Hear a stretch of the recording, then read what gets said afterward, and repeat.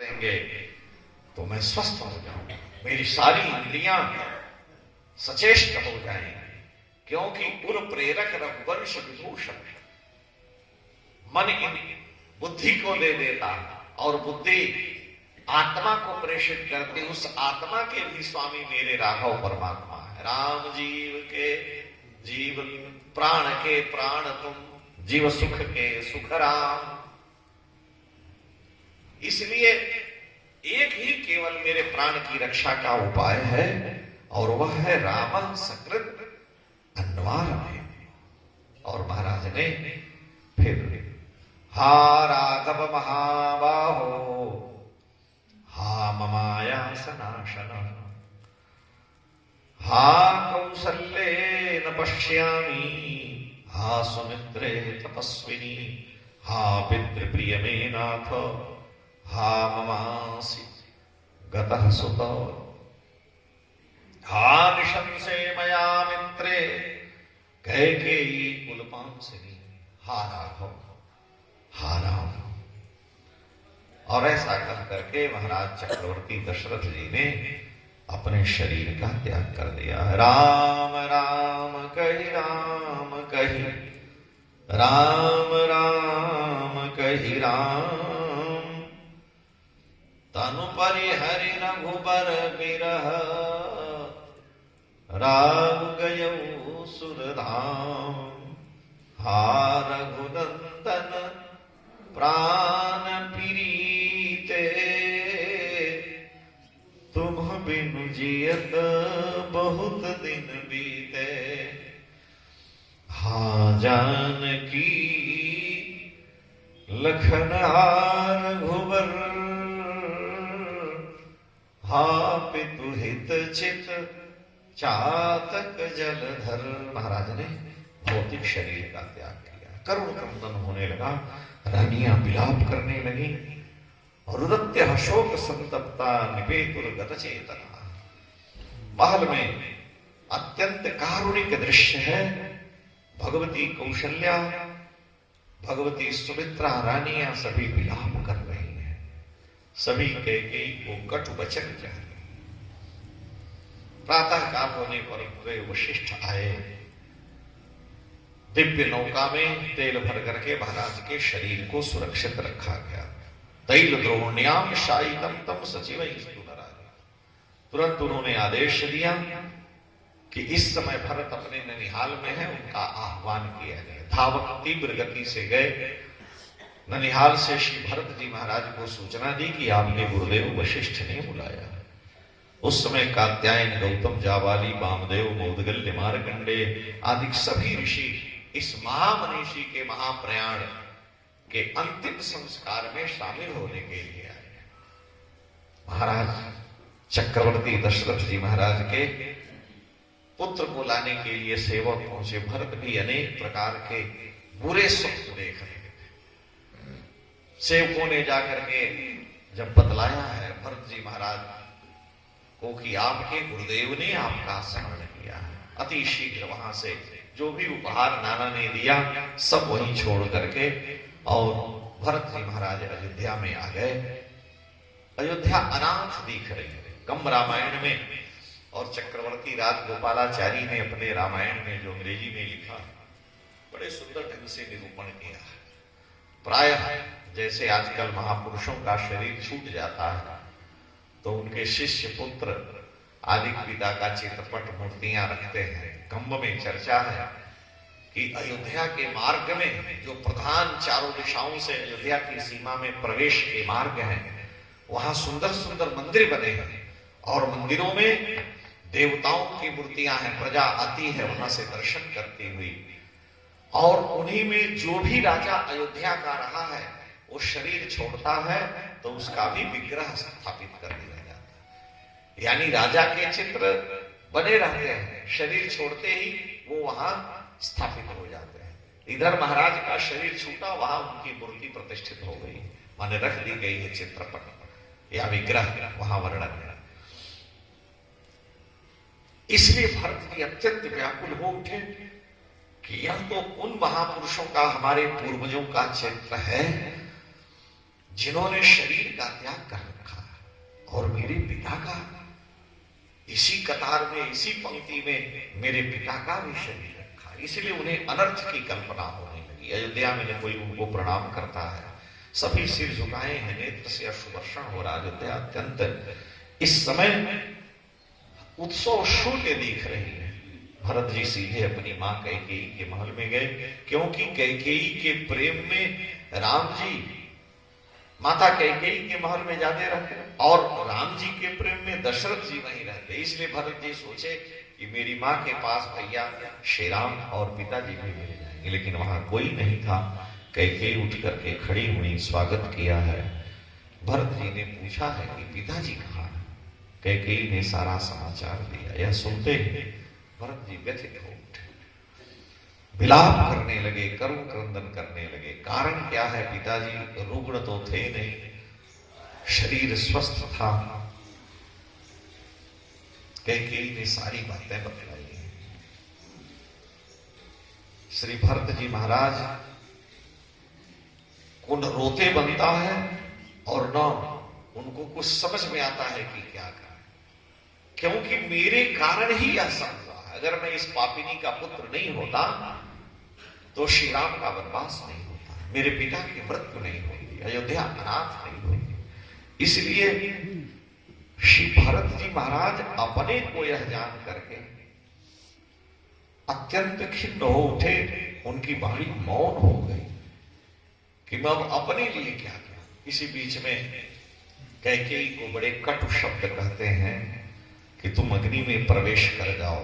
वाम सात्वम अग्नि प्रविशवा स्वयं वा विष दंडका, तुम स्वयं दंडकारण्य में चली जाओ, तुम कुछ करो, लेकिन मैं तेरे संकल्प को पूर्ण नहीं होने दूंगा। किसी भी दशा में मैं अयोध्या का राज्य स्वीकार नहीं कर सकता। भरत जी को अत्यंत वेदना है। मंथरा आई है वस्त्र लेकर के राजसी, इनको युवराज के पद पर अभिषेक होगा। शत्रुघ्न जी ने बड़ी मार मारी, उसकी कुबर उबर फोड़ दिया, मुंह तोड़ दिया। भरत जी ने कहा कि अगर तुमने स्त्री का वध किया तो ये जान लो कि राम जी नाराज हो जाएंगे। इसलिए बड़े भाई के डर के मारे प्राण तो उसका छोड़ दिया, लेकिन कुबर फूटे टूट कपारू, कुबर टूटे फूट कपारू, अधिक गोस्वामी जी लिखते हैं। इधर भरत जी के हृदय में जो संताप है उसको दूर कहां करें। माता कौशल्या के आंचल में रह करके उन्होंने अपने जीवन के सारे सुख प्राप्त किए और उनके आंचल की छाया में ही भरत जी स्नेहित पालित पुष्पित हुए। इसलिए श्री भरत जी ने माता कौशल्या के महल में प्रवेश किया है प्रणाम करने के लिए कि मां हमें आशीर्वाद दे, मेरे हृदय को धैर्य धारण करावे। लेकिन जब गए हैं कौशल्या के महल में, माता कौशल्या को पता चला कि भरत आ गया, अपनी मां के महल में गया। आर्त केन रहत चित चेतु, आर्त काह करे कर्मो। आर्त जो होता है उसके चित्त में सावधानी नहीं रहती है। भगवती कौशल्या ने भरत जी को देखा, जो सारे अनर्थों का मूल अपने को मान बैठे हैं, और मां कौशल्या के आंचल में अपने इस दुख को शांत करने की कामना से आए। लेकिन माता कौशल्या ने कहा, पुत्र भरत, तुम्हारा संकल्प पूरा हुआ, तुम्हारी जो इच्छा थी वह पूर्ण हुई है, लेकिन मैं अनाथ हो गई। मेरे पुत्र को मुझसे दूर कर दिया गया, पुत्र वधु को दूर कर दिया गया, मैं पति विहीना हो गई। तुम्हारा संकल्प तो पूरा हुआ, जो तुम चाहते थे वो हो गया, लेकिन हे भरत, कामम वा स्वयमेवाद्य, अब मैं तुमसे यही कामना करती हूं कि मुझे मेरे पुत्र के पास पहुंचा दो। जहां राघव है तत्र माम ने तुम रहसी। और कहा कि हे पुत्र, यह सारा राज्य, सारा वैभव अब सब तुम्हारे अधीन है, अतः तुम इसे स्वीकार करो। हे भरत, इदं ते राज्य कामस्य राज्यम प्राप्तम अकंटकम, तुम्हारी राज्य की कामना थी, अकंटक राज्य तुम्हें मिला है। संप्राप्तम बद कैकेय्या शीघ्रम क्रूरेण कर्मणा, कैकेयी ने जो कुछ किया तुम्हारी कामना के लिए वो ठीक किया, लेकिन प्रस्थाप्य चीर वसनम पुत्रम में वनवासिनम, मेरे पुत्र को जो वन दिया है यह मेरे हृदय को अधिक पीड़ा पहुंचा। भरत जी महाराज को जैसे कोई बहुत बड़ा घाव हो और उस पर सुई चुभो ऐसी पीड़ा होती है। वो अपने विरह की व्याधि को, अपने संताप को दूर करने मां की आंचल की छाया में आए, और इधर से मां कौशल्या ने भी आर्त हो करके जो कटु वचन कहे कि भरत वास्तव में इदम ते राज्य कामस्य राज्यम प्राप्तम अकंटकम, जो तुम्हारी राज्य की कामना थी अब तो निष्कंटक तुम्हें प्राप्त हो गए, अब तुम सुखपूर्वक राज्य हो।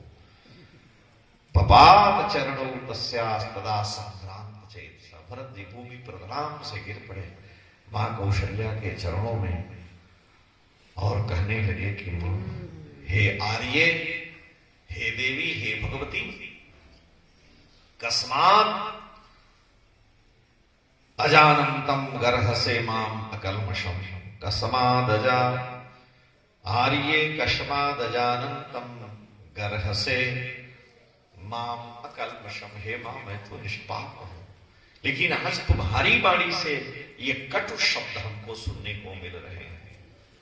और विपुलांचमम प्रीतिम स्थितां जानासि राघव, मेरी मां कैकेयी को भले न पता हो, लेकिन हे भगवती कौशल्य, हे मां आपका तो, आपको ये पता है कि मेरा मेरे बड़े भाई के प्रति कैसा प्रेम है, लेकिन आज आप कह रही हैं कि मेरा संकल्प पूरा हुआ।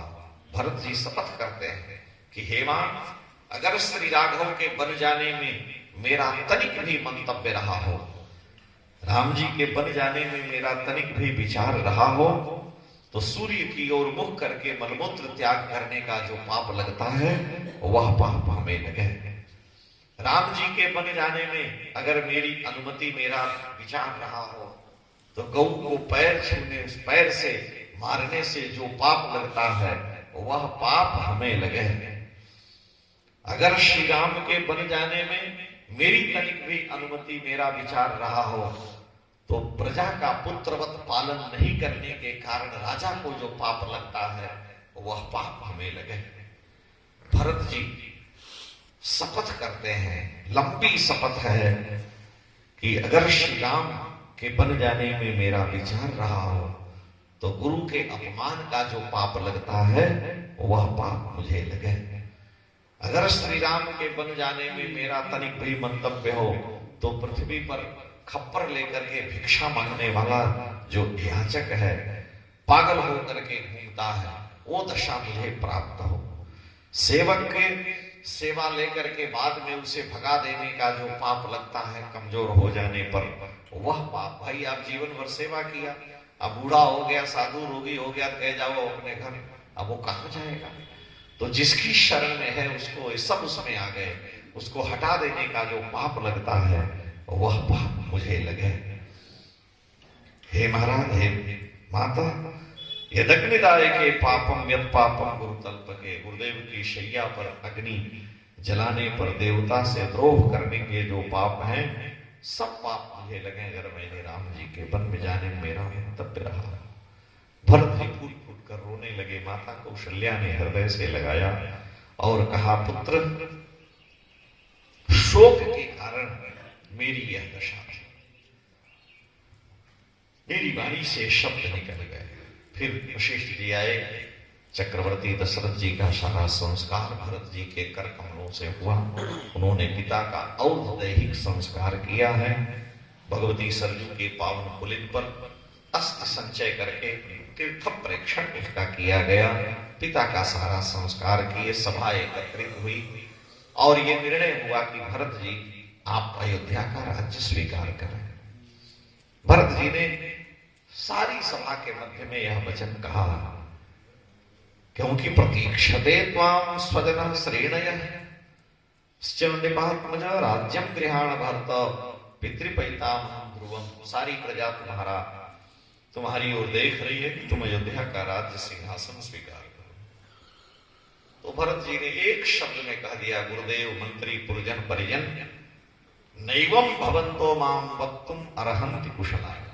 अगर आप हमारा कुशल चाहते हैं, मुझे जीवित देखना चाहते हैं, यह सब चाहते हैं, तो मैं कदापि कथमपि अयोध्या का राज्य सिंहासन स्वीकार नहीं कर सकता। रामः पूर्वो हिनो भ्राता भविष्यति नहीं। राम जी हमसे पूर्व हैं, बड़े हैं, वो अयोध्या के राजा हूं। मैं वन में 14 वर्ष रहूंगा, लेकिन मैं अयोध्या के राज्य सिंहासन को स्वीकार नहीं करूंगा। सब लोगों ने कहा, भरत जी ने अस्वीकार कर दिया। भरत जी ने स्पष्ट शब्दों में कहा है सबको कि गुरुदेव अगर आप हमें अयोध्या का राज्य सिंहासन देंगे तो यह सारा दोष आपको लगेगा, क्योंकि आप ब्रह्मा जी के मानस पुत्र हैं। विधाता के पुत्र होकर के अगर अवैधानिक कार्य करते हैं तो दोष के आप भागी होंगे, आपके पुण्य का नाश होगा और मेरी जो गति होगी वह तो होगी। इसलिए धर्म के विपरीत कार्य नहीं किया जाना चाहिए। वशिष्ठ जी ने बहुत कुछ कहा है, लेकिन भरत जी ने अस्वीकार किया। सारी प्रजा को लेके राम जी को मनाने के लिए चले। भगवती गंगा के पावन तट पर पहुंचे, माताएं हैं, सब लोग पालकियों में, गुरुदेव वशिष्ठ आदि हैं, पूरा राज दरबार ही विशुद्ध सेवकों को छोड़ करके और गए हैं। निषाद राज श्री गुरुदेव जी महाराज को पता चला कि भरत आ रहे हैं, सेना साथ में है। मन में संशय हुआ, लेकिन बाद में उन्हें पता चला कि नहीं, भरत तो परम साधु है। भरत जी की साधुता से गुरुदेव उनसे मिले, हृदय से लगाया, उन स्थलों का दर्शन कराया है। कनक बिंद जो विचारिक देखे, जहां रात्रि में विश्राम किया था प्रभु ने। भरत जी विलाप करने लगे, फूट फूट कर रोने लगे। उस दशा को, उस दृश्य को देखकर कि जो भगवती कभी भूमि पर चल नहीं रखी है, आज वो पत्तों की सैया पर सोई है। उन्होंने देखा कि यह जो वस्त जगह है, जो स्थान है, यहाँ भगवती जनकनंदिनी सीता के साड़ी में जो सोने के तार लगे थे, वो पत्तों के बीच में टूटे हुए पड़े हुए हैं। श्री भरत जी महाराज गुरुदेव जी की सहायता से उस स्थान को तीर्थवत मान करके, बंदन पूजन करके, गंगा पार करके भरद्वाज ऋषि के आश्रम में पहुंचे हैं। भक्ति के मार्ग में, परमात्मा के प्राप्ति के मार्ग में कितना मान अपमान प्राप्त होता है, एक महाभागवत भरत के चरित्र से हमें लेना चाहिए कि भरत जी भगवान को प्राप्त करने के लिए राम जी के दरबार में जा रहे हैं। सगे भाई हैं, माता कौशल्या का कटुवचन, निषाद राज गुरुदेव महाराज का सामना। और जब भरद्वाज ऋषि के आश्रम में जाते हैं तो भरद्वाज जी कहते हैं, भरत तुम्हारे प्रति मेरा मन पवित्र नहीं है। इतनी बड़ी सेना लेकर के तुम आए हो, इसके आने का क्या कारण है? इसलिए मेरा मन तुम्हारी ओर से शुद्ध नहीं है। तुमको देख करके लगता है तुम्हारे मन में पाप है। इतनी बड़ी सेना लेकर के राघव श्री राम से युद्ध करने के लिए शायद तुम जा रहे हो। वहां भरत जी चरणों में गिर पड़े, कहा महाराज आप त्रिकालदर्शी हैं, महर्षि वाल्मीकि के शिष्य हैं, और आप भी मां गर्भ से मेरी निंदा कर रहे हैं, मुझे दोषी समझ रहे हैं। और जब आप जैसा त्रिकालज्ञ ऋषि भी मुझ भरत को ऐसा जानेगा तो कहीं मेरी गति नहीं है, मुझे कहीं शांति नहीं है। भरत जी के व्यवहार ने भरद्वाज जी के हृदय को परिवर्तित कर दिया। इसीलिए तो गोस्वामी जी अपने मानस में लिखते हैं कि भरद्वाज जी, वशिष्ठ जी, सारे लोगों की मति थक गई, शांत हो गई, लेकिन भरत जी जैसे भक्त के हृदय को समझना बड़ा कठिन हो गया। जहां धर्मशास्त्र की, लोक की सारी रीतियां व्यवहार की हैं, लेकिन भक्त भरत जी को समझना बड़ा कठिन हो गया। न भरद्वाज जी समझ पाए और न ही निषाद राज श्री गुरुदेव जी महाराज समझ पाए। यहां तक कि भगवान की जननी माता कौशल्या भी कहती हैं कि भरत तुम्हारा संकल्प पूरा हुआ। इसलिए ये भगवान के महाभागवत भक्त, भगवान के अनन्य प्रपन्न श्री भरत जी महाराज हैं। बाद में भरद्वाज जी ने जान लिया, भरत जी से कहा कि हम तुम्हारे हृदय के भावों को जानना चाहते हैं। उन्होंने दिव्य राजसी व्यवस्था की, सिद्धियों के बल से महल का निर्माण किया, मंदिर, और उसमें भरत जी रात्रि भर ठाकुर जी की कि हमारे प्रियतम, हमारे प्रेष्ठ यहाँ विराजमान हैं, चवन डुलाते हुए रात्रि भर उनके चिंतन में ही उनके भाव जगत का दर्शन करते हुए उनके भाव में विग्रह का व्यतीत किए। प्रातः काल भगवती गंगा यमुना के संगम में जाकर स्नान करके उनसे प्रार्थना करते हैं। फिर भरद्वाज ऋषि से आज्ञा लेकर के चित्रकूट को प्रस्थान किया। लक्ष्मण जी ने दूर से ही देख लिया कि विशाल सेना आ रही है। उन्हें संशय हुआ, क्योंकि मेरे पिता का कोविदार ध्वज वाला जो रथ है वो दिख रहा है। राम जी से कहा कि प्रभु अग्नि बुझा दी जाए और भगवती सीता को लेकर के आप कहीं एकांत शांत हो जाए। भरत आ रहे हैं और आपको, हम सबको दूर करके निष्कंटक राज्य प्राप्त करना चाहते हैं, लेकिन आज मैं भरत को जीवित नहीं छोड़ूंगा। उस समय तो मैं कुछ बोल नहीं सका, लेकिन ये विशाल सेना लेकर के अयोध्या में भरत जी के आने पर, यहाँ चित्रकूट में भरत के आने पर मैं कथमपि शांत नहीं रह सकता। मैं सारी सेना के सहित भरत का अंत करूंगा। आप हमें आदेश दें। बहुत कुछ कट वचन लक्ष्मण जी महाराज बोलने लगे। राम जी ने कहा, लक्ष्मण तुम्हारे हृदय में इस बात की पीड़ा है कि मुझे अयोध्या का राज्य नहीं मिला।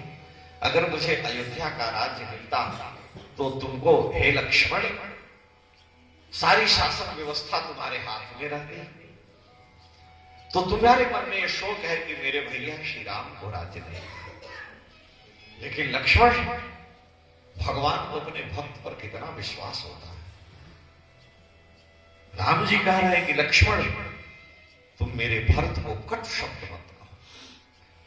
मेरा भरत आएगा और मैं उससे कहूंगा कि भरत, अयोध्या का सारा राज्य, अखंड भूमंडल का राज्य जो पिता से तुम्हें मिला है, मेरे लक्ष्मण को दे देव राज्य करेंगे, तुम मेरे साथ करने।